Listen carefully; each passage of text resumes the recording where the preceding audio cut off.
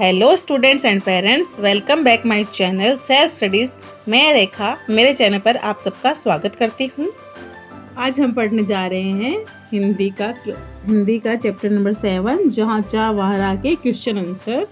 तो पाठ का परिचय देखिए स्टूडेंट्स। इस पाठ में बताया गया है कि यदि मनुष्य के मन में किसी काम को करने की इच्छा हो तो वह बड़े से बड़ा काम भी सफलतापूर्वक कर लेता है। हिसंबा गांव के बीचों बीच एक नाला बहता था। बरसात के दिनों में बच्चे नाला पार करके पाठशाला नहीं जा पाते थे। बच्चों ने आपस में सलाह की और नाले पर पुल बनाने का निश्चय किया। गांव के सब लोगों से चंदा इकट्ठा किया, सामग्री खरीदी, बुजुर्गों के अनुभव से लाभ उठाया। गांव के सभी लोगों ने विद्यार्थियों का साथ दिया और 15 दिनों के सामूहिक श्रमदान से पुल बनकर तैयार हो गया। तो चलिए शुरू करते हैं। शब्दार्थ: धुआंधार, बड़े जोर से, लांघना, पार करना। असर, परिणाम। प्रचलित, जिसका चलन हो। संभावना, कल्पना, बकवास, व्यर्थ की बातें। मन गढ़त, मन से गढ़ा हुआ। आत्मविश्वास, स्वयं पर विश्वास। निदान, समाधान। माहौल, वातावरण। हल, निराकरण। भापना, अंदाज लगाना। हौसला, हिम्मत। राशि, धन। प्रचुर, अधिक। प्रयास, कोशिश। उपलब्धि, प्राप्ति। कहावत: जहाँ चाह वहाँ राह, इच्छा होने पर मार्ग मिलता है। प्रश्न एवं उत्तर: उचित शब्द द्वारा दिक् स्थानों की पूर्ति करो। अंतर्जाल से हम जानकारी भी प्राप्त कर सकते हैं। संगठित प्रयासों से काम आकार लेने लगा था। गांव के छगन बाबा ने प्रचुर मात्रा में रेत उपलब्ध करा दी। पूरे गांव के लिए यह अद्भुत उपलब्धि थी। जुई ने पुल के उद्घाटन का वृत्तांत बनाया। कथन के सामने सही और गलत का चिन्ह लगाओ। गांव की बस्ती नाले के एक तरफ थी, पाठशाला दूसरी तरफ। सही। आत्मविश्वास भरा यह स्वर जुई का था। गलत। देखते देखते सामग्री के लिए आवश्यक राशि जमा हो गई थी। सही। हर कोई गंभीर होकर समस्या के हल के बारे में सोचने लगा। सही।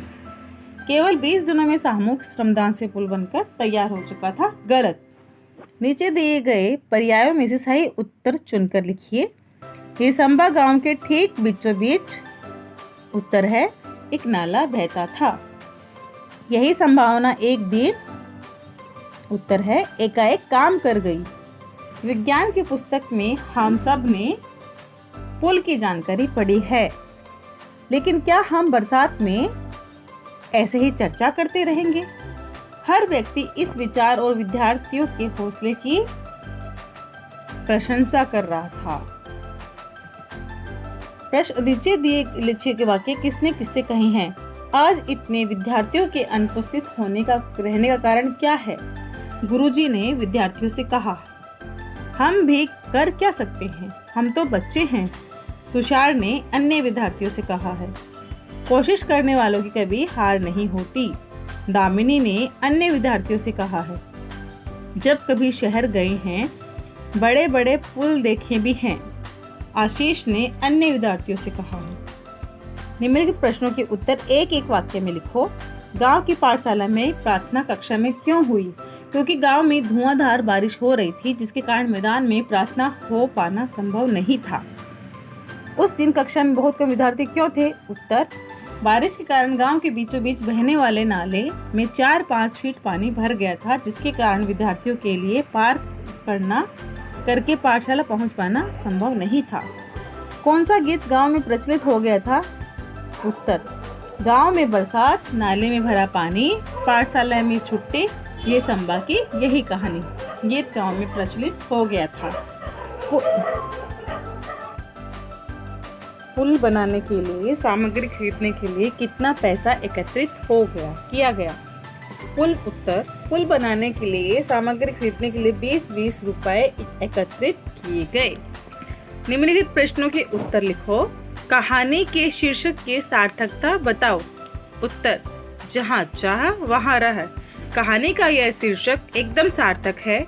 हिसंबा गांव के विद्यार्थी छोटे थे, अनुभवहीन थे, साधनहीन थे, परंतु यदि कुछ करने की चाह हो तो धीरे धीरे उसके पूर्ति के रास्ते भी निकल आते हैं। उन्होंने नाले पर पुल बनाने का निश्चय किया, पैसा इकट्ठा किया, उनकी लगन देखकर गांव के लोग भी उनकी मदद के लिए आगे आए। एक बुजुर्ग ने रेत उपलब्ध कराई, अन्य लोगों ने श्रमदान किया और सबके सामूहिक प्रयासों से 15 दिनों में पुल बनकर तैयार हो गया। गांव वालों और पाठशाला जाने वाले विद्यार्थियों को बरसात के दिनों में होने वाली परेशानी से सदा के लिए छुटकारा मिल गया। इस कहानी का सारांश लिखो। उत्तर। येसंबा गांव के बीचों बीच एक नाला बहता था। बस्ती नाले के एक ओर थी, पाठशाला और खेत दूसरी ओर थे। बरसात के दिनों में नाले में इतना पानी भर जाता था कि बच्चे पाठशाला नहीं जा पाते थे। एक बार सब बच्चों ने आपस में सलाह करके नाले पर पुल बनाने का निश्चय किया। गांव के सब लोगों से चंदा इकट्ठा किया, सामग्री खरीदी, बुजुर्गों के अनुभव से लाभ उठाया। गांव के सभी लोगों ने विद्यार्थियों का साथ दिया और 15 दिनों के सामूहिक श्रमदान से पुल बनकर तैयार हो गया। मुक्तोत्तरी प्रश्न। आंखों देखी किसी घटना का वर्णन करो। कुछ घटनाएं ऐसी होती है जो अविस्मरणीय बन जाती है। जब मेरे बड़े भाई शिकागो में सर्विस करते हैं, कई वर्ष बाद वे दिवाली पर घर आ रहे हैं। पंचमढ़ी के पास हमारी जमींदारी बाग बगीचे हैं। आसपास के इलाके में पिताजी का अच्छा सम्मान है। मध्य प्रदेश में चोरी डकैती साधारण सी बात है। भाई मेरे लिए बहुत सारी चीजें लाए थे, परंतु उनके लाए हुए बम व पटाखे तो अनोखे थे।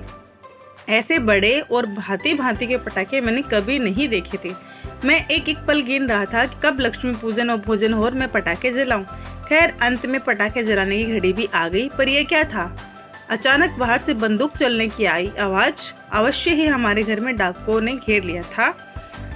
पता नहीं मुझे क्या सूझी, मैंने एक साथ सारे पटाखों को आग लगा दी। सारे पटाखे बहुत जोर जोर से फटने लगे, मानो एक साथ कई बंदूकें चल रही हो। डाकू पहले तो चौंके, फिर स्वयं को कमजोर समझकर भाग गए। घर में कोई नहीं समझ पाया कि यह घर के अंदर ये आवाज कहाँ से आई। पहले तो मैं सच्चाई बताते हुए डरा, फिर आगे बढ़कर मैंने अपनी गलती के बारे में बताया।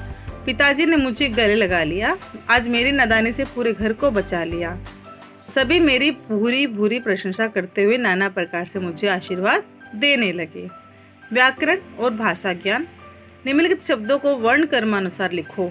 येसंबा, पाठशाला, बरगद, तालियां, बंजर, असंभव, विद्यार्थी, निरीक्षक, संगणक, उपलब्ध। सब उत्तर सबसे पहले आएगा असंभव, उपलब्ध, तालियां, निरीक्षक, पाठशाला, बंजर, बरगद, येसंबा, विद्यार्थी, संगणक। मेरी कलम से कहानी में आए हुए विराम चिन्ह चुनकर उनके नाम लिखो। वही नाला गुरुजी, दोहरा अवतरण चिन्ह, पूर्ण विराम। अरे इस बरगद के पेड़ में भूत है, विस्मय सूचक चिन्ह, पूर्ण विराम। जहाँ चाह वहाँ रह, एक हरा अवतरण चिन्ह, पूर्ण विराम। क्या हम में से किसी ने भूत देखा है? प्रश्न सूचक चिन्ह। येसंबा गांव के पाठशाला की घंटी बजी, पूर्ण विराम। जब कभी शहर गए हैं, बड़े बड़े पुल देखे भी हैं, अल्प विराम, पूर्ण विराम। वहां बैठे बच्चे जोर जोर से हंसने लगे, योजक चिन्ह, पूर्ण विराम। पाठ में से हिंदी मराठी समुच्चारित शब्दों की सूची बनाओ। हिंदी मराठी समुच्चारित शब्द। मराठी अर्थ कानून की धारा, दफा। हिंदी मराठी समुच्चारित शब्द, हिंदी अर्थ कलम, लेखनी। पीड़ा यंत्रणा, कांच, शीशा। डंडा, छड़ी, काठी, घोड़े की पीठ पर कसने की जीन। किनारा, तीर, काट। पेड़ का सूखा मोटा अंग। क्या, काय, काटा। मिश्रण, काला, काले रंग का। विभाग, खाता, तालाब। खाने की चीज, खाद, उर्वरक। परमाद, सबूत, गमक, महक, सुगंध। गड्ढा, गार, ओला, बर्फ का गोला। वाक्य रचना। ऐसे शब्द समूह जो पूरा अर्थ स्पष्ट करते हों वाक्य कहलाते हैं। वाक्य के दो खंड होते हैं, उद्देश्य। वाक्य में जिसके विषय में कुछ कहा जाए उसे उद्देश्य कहा जाता है। विधेय, उद्देश्य के बारे में जो भी कहा जाए वह विधेय कहलाता है। जैसे राम एक प्रतापी राजा थे, उद्देश्य राम, विधेय एक प्रतापी राजा थे। भाषा की ओर। निम्नलिखित वाक्यों को पढ़ो और उद्देश्य विधेय अलग करके लिखो। वाक्य है, हिमालय देश का गौरव है। उद्देश्य है हिमालय, विधेय है देश का गौरव है। महासागर अपने देश के चरण पखारता है। महासागर अपने देश के चरण पखारता है।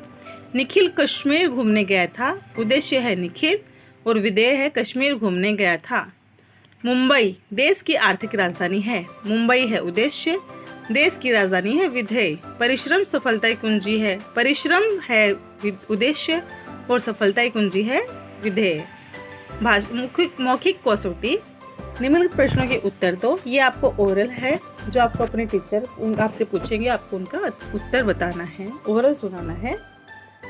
बरसात में नाले में कितना पानी भर जाता था?